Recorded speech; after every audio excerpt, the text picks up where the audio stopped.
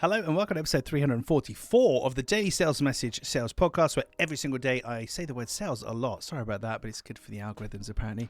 But more importantly, I share a piece of simple and actionable advice that's designed to help you feel more confident, sell more stuff, just understand the somewhat mysterious and unclear world of selling that is actually pretty straightforward when you think about it.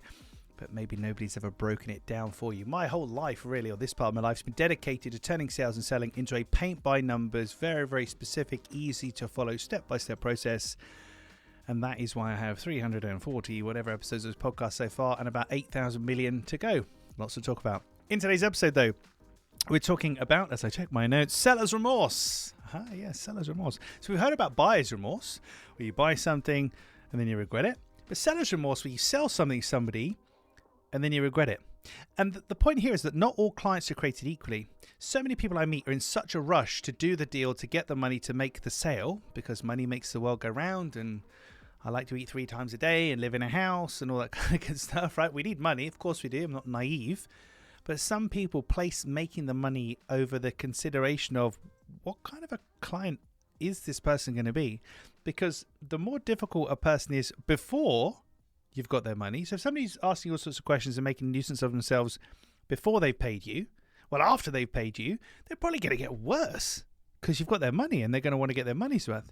So some people can be really, really difficult to please, impossible to please, and it might reflect badly on you. You could do everything you're supposed to do like any other client, but you'll get bad feedback because this person didn't like you, couldn't be bothered, had high expectations, etc., etc.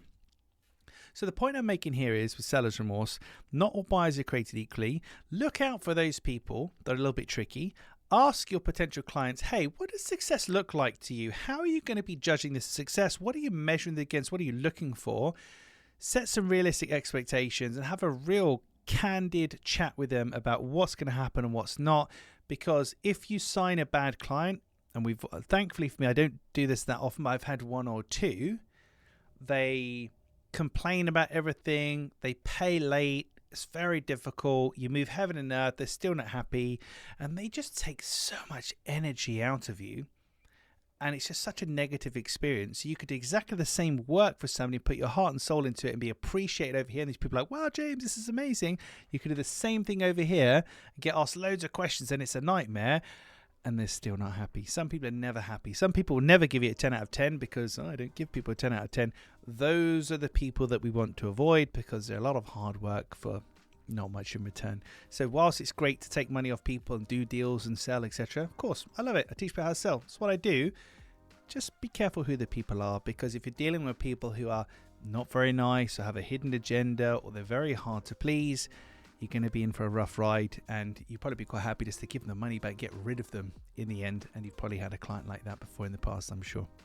Right, that's it for this quasi telling off edition of the Daily Sales Message. Sometimes it's a treat. I like to tell you off, so consider yourself told off slightly in this one. Tomorrow in 345, we're talking about where profit comes from.